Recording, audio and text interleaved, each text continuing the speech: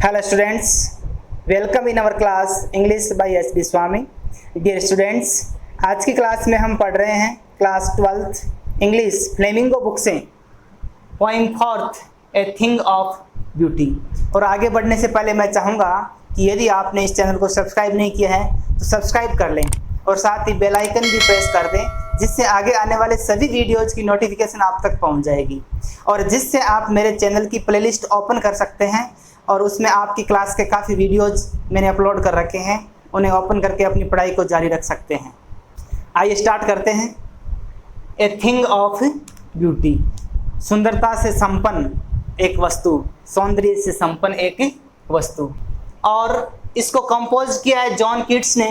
John Keats एक romantic poet है, ये रोमांटिक एज के फेमस पोइट माने जाते हैं और इन्होंने बहुत ही कम आयु में लिटरेचर में मुकाम हासिल किया था, साहित्य में अपना मुकाम हासिल किया था। इनका जन्म 1795 में हुआ था और इनकी डेथ 1821 में हो गई थी, यानी 26 ईयर की एज में इनकी डेथ हो गई थी। और इतने कम आयु में, इतने कम समय में इन्होंने लिटरेचर में बहुत अच्छा अपना स्थान बनाया था। आइए देखते हैं, पोएम के बारे में पढ़ते हैं। पोएम में मैंने इसके डिफ़िकल्ट वर्ड भी लिखवा दिए हैं, पहले इन वर्ड मीनिंग्स को पढ़ते हैं जिससे पोएम आपके लिए और ईजी हो जाएगी। आइए देखिए। फॉर एवर, हमेशा के लिए, सदा के लिए। मोरो, अगला दिन, आने वाला दिन। रीडिंग, रीडिंग होता है गूंथना, गूंथ रहे या बुनना। बैंड, बैंड होती है माला या बंधन की डोरी। बाइंड, आपस में बांधना। डेस्पोंडेंस, डेस्पोंडेंस होती है निराशा या मायूसी। डर्थ, डर्थ होती है कमी। ग्लूमी, उदासी या निराशा। बून होता है वरदान। ब्लूम्स, फूल। स्प्रिंकलिंग, छिड़काव या फैले हुए, फैलाव भी इसका अर्थ हो सकता है। फेयर, सुंदर। कोवर्ट, झुरमुट या घने पेड़ पौधे, जहाँ ज़्यादा पेड़ पौधे होते हैं, पेड़ों का झुरमुट। ग्रेंजर, वैभव या भव्यता, श्रेष्ठता। ब्रिंक, ब्रिंक होता है किनारा। माइटी यानी शक्तिशाली। आइए अब पोएम को लाइन टू लाइन एक्सप्लेन करते हुए हम पढ़ते हैं और आपको मैं कहना चाहूँगा कि आप वीडियो को लास्ट तक ज़रूर देखें ताकि ये पोएम आपकी अच्छी तरह से क्लियर हो जाएगी। आइए स्टार्ट करते हैं। Extract first.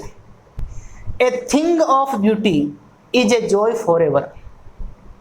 It's loveliness increases, it will never pass into nothingness but will keep a bower quiet for us and a sleep full of sweet dreams and health and quiet breathing।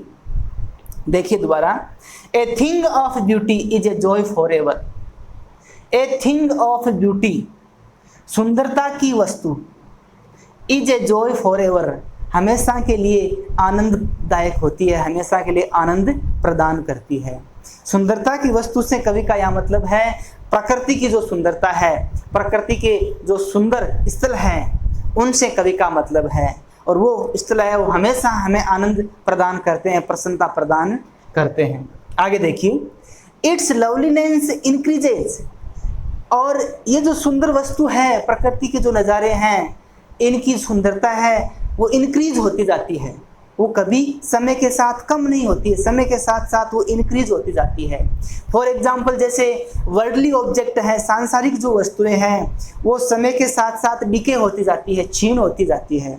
और जैसे human being का example लेते हैं, human being की जैसे physical appearance है वो भी समय के साथ साथ डीके होती जाती है, लेकिन ये जो प्रकृति की जो सुंदरता है वो समय के साथ साथ मल्टीपल होती जाती है, बढ़ती जाती है, इंक्रीज होती जाती है, वो समय के साथ साथ क्षीण नहीं होती है, कम नहीं होती है। It will never pass into nothingness, और ये सुंदरता कभी लुप्त नहीं होती है। नथिंगनेस का यह मतलब होता है लुप्त होने से, डिसमिस होने से, और ये सुंदरता कभी भी लुप्त नहीं होती है।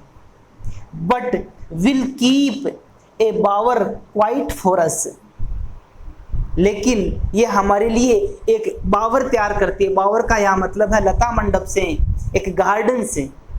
ये हमारे लिए एक ऐसा बगीचा तैयार करती है, एक ऐसा गार्डन तैयार करती है जिसको देख करके हम हमारे जो जीवन के जो दुख हैं उनको भूल जाते हैं।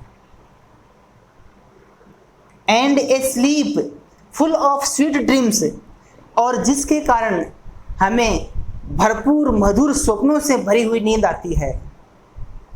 एंड हेल्थ, हमें अच्छा स्वास्थ्य प्रदान होता है, अच्छा स्वास्थ्य रहता है हमारा। एंड क्वाइट ब्रीथिंग, और हम शांत श्वास ले पाते हैं। इस प्रकृति में जो सुंदर नज़ारे हैं उनको देख करके हम आनंद से रह पाते हैं, जिससे हम भरपूर मधुर स्वप्नों से भरी हुई हमें नींद प्रदान होती है, हमारा स्वास्थ्य अच्छा रहता है और हम शांत श्वास ले पाते हैं, तो अच्छे तरह से हमारा जीवन यापन कर पाते हैं। देयरफॉर, इसलिए ऑन एवरी मोरो, इसलिए आने वाले प्रत्येक दिन को, आने वाले अगले दिन को, मोरो यानी अगला दिन, आर वी रीडिंग, हम गूंथते रहते हैं या बुनते रहते हैं। यहाँ इन्वर्जन किया है पोइट ने, देखो आर को पहले लगा दिया यहाँ। आर वी रीडिंग, हम रीडिंग का मतलब होता है बुनना या गूंथना, गूंथते रहते हैं। ए फ्लावरी बैंड, एक फूलों की माला। टू बाइंड अस, हमें अपने आप को बांधने के लिए। टू द अर्थ, इस पृथ्वी से हमें अपने आप को जोड़ने के लिए हम रोजाना एक फूलों की माला गूंथते रहते हैं। अर्थात हम उन सुंदर नज़ारों को देख करके हमें आनंददायक जीवन है, वो हमारा आनंददायक जीवन यापन होता रहता है, और हम हमारे भविष्य के जो स्वप्न हैं उनको हम देखते रहते हैं। अगला एक्सट्रैक्ट देखिए। Spite of despondence of the inhuman dearth of noble natures, of the gloomy days, of all the unhealthy and over darkened ways made for our searching। देखिए दोबारा।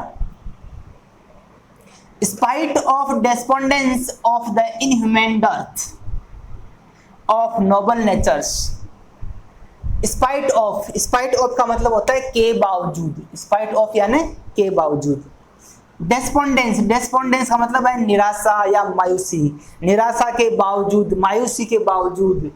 ऑफ द इनह्यूमन मतलब अमानवीय, इनह्यूमन का यहाँ मतलब है जो लोगों के मस्तिष्क में जो क्रुएल्टी है, जेलसी है, वो भरी हुई है। ऑफ द इनह्यूमन डर्थ होती है कमी। ऑफ नोबल नेचर का यहाँ मतलब है श्रेष्ठ लोगों से, श्रेष्ठ लोगों की जो अमानवीय कमी है, श्रेष्ठ लोगों की जो अमानवीय कमी है, इसके बावजूद।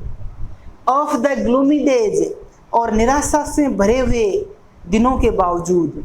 ग्लूमी डेज होती है निराशामय दिन या अंधकारमय दिन, इनके बावजूद। ऑफ ऑल द अनहेल्थी, और हमारी अस्वस्थता के बावजूद, हमारी अनहेल्थी कंडीशन के बावजूद। एंड ओवर डार्कन्ड वेज, और हमारे जो अंधकार में रास्ते हैं उनके बावजूद। मेड फॉर आवर सर्चिंग, हमारे लिए जो भटकने के रास्ते बने हुए हैं। यस, हाँ, इन स्पाइट ऑफ ऑल, इन सब के बावजूद।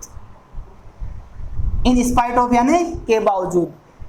Yes, in spite of all, इन सब के बावजूद। किन के बावजूद?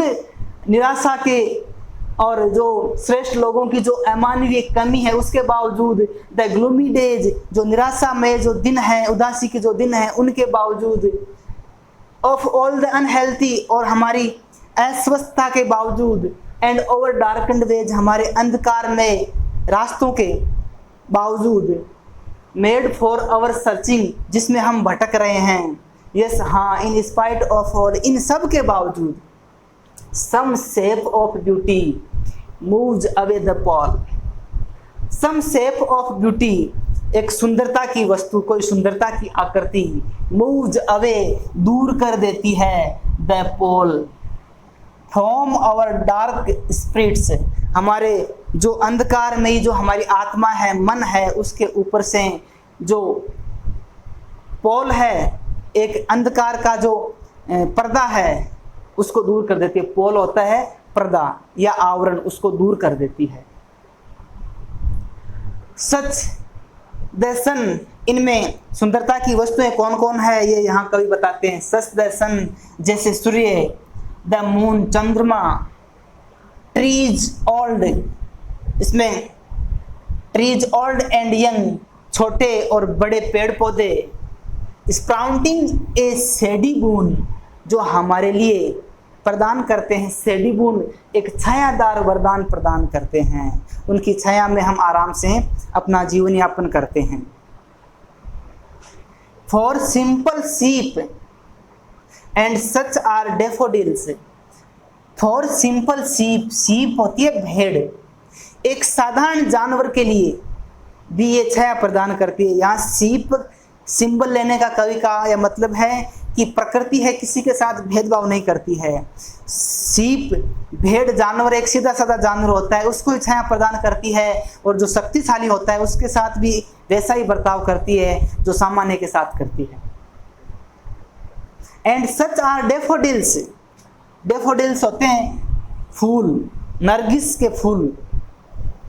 विथ द ग्रीन वर्ल्ड, जो इस हरे भरे संसार में रहते हैं। दे लिव इन, जहाँ ये डेफोडिल्स के फूल रहते हैं। एंड क्लियर रिल्स, और स्वच्छ रिल्स, सरिताएं, छोटे छोटे झरने, रिल्स होते हैं छोटे छोटे झरने, सरिताएं। That for themselves a cooling covert make, जो हमारे लिए एक कूलिंग कवट तैयार करती है। कूलिंग मतलब शीतल, कवट होता है झुरमुट, पेड़ों का झुरमुट, मेक यानी बनाते हैं।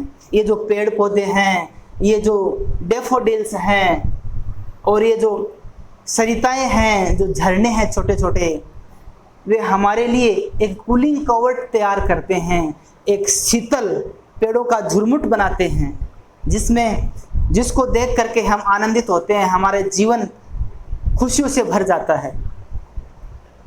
That for them selves a cooling cover make against, यहाँ ए ओमिट कर रखा है, against नहीं है, against the hot season, और ये जो ग्रीष्म ऋतु होती है, गर्म ऋतु होती है, उसमें हमारे लिए शीतल एक पेड़ों का झुरमुट तैयार करते हैं, जिसकी छाया में हम रहते हैं।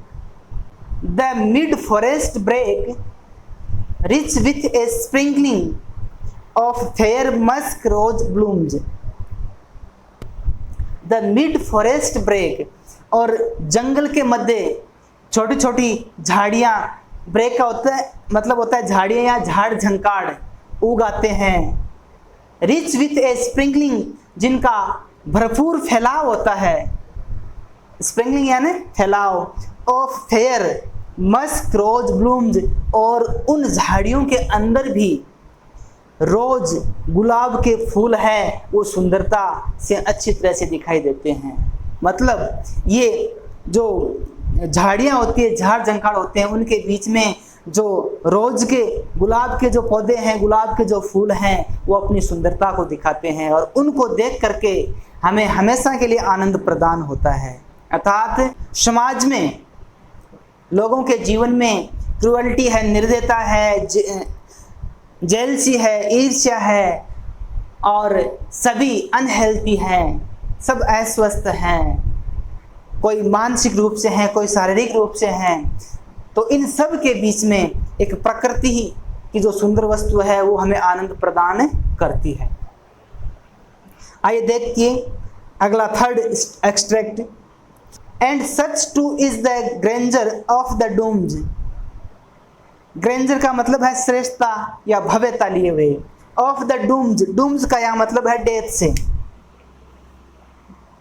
We have imagined for the mighty dead. We have imagined, जिसकी हमने कल्पना की है, for the mighty dead.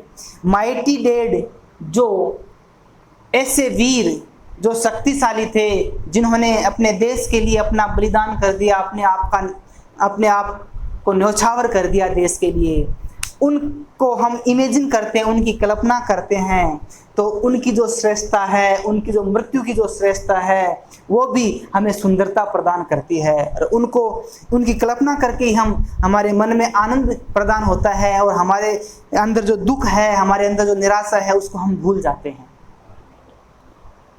All lovely tales, और जो सुंदर कहानियां हैं, That we have heard, जो हमने सुनी है या और रीड या हमने पढ़ी है, वे सभी हमें आनंद प्रदान करती है और हमारे जीवन को प्रसन्नता देती है। An endless fountain of immortal drink, और जो एंडलेस जो झरने हैं, ऑफ इमोर्टल ड्रिंक, जो हमें अमृत प्रदान करते हैं, मतलब प्रकृति के जो अनंत काल तक चलने वाले जो झरने हैं, वो हमें अमृत प्रदान कर रहे हैं। हमें इतनी सुंदरता उनमें होती है जिससे हमें बहुत आनंद मिलता है। pouring on to us from the heavens brink, और वे हमें अमृत उड़ल रहे हैं, हमारे लिए अमृत ला रहे हैं। From the heaven's brink, brink होता है किनारा, हेवंस होता है स्वर्ग, वो स्वर्ग के किनारे से हमारे लिए अमृत लेके आ रहे हैं। अर्थात हमें ये प्रकृति के जो नज़ारे हैं, प्रकृति की जो चीज़ें हैं, वो हमें हमेशा सुंदरता प्रदान, हमेशा आनंद प्रदान करती है। इनकी जो सुंदरता है प्रकृति की, वो हमें हमेशा आनंद प्रदान करती है। तो ये हमारी पोइम यहाँ फिनिश होती है। आप इस पोइम को अच्छी तरह से रीड करें और इसका अगला जो पार्ट होगा उसमें हम इस पोइम के क्वेश्चन आंसर करेंगे। आई होप हमने जो ये पोइम पढ़ी आपके समझ में आई होगी। तो आप इसे लाइक करें और अपने दोस्तों के साथ, अपने क्लासमेट्स के साथ इसे ज़्यादा से ज़्यादा शेयर करें, जिससे वो भी अपनी पढ़ाई को जारी रख सकें। और कमेंट भी करें, और यदि आपने अभी तक सब्सक्राइब नहीं किया है तो सब्सक्राइब कर लें और साथ ही बेल आइकन भी प्रेस कर दें, जिससे आगे आने वाले सभी वीडियोज़ की नोटिफिकेशन आप तक पहुंच जाएगी। Thank you very much.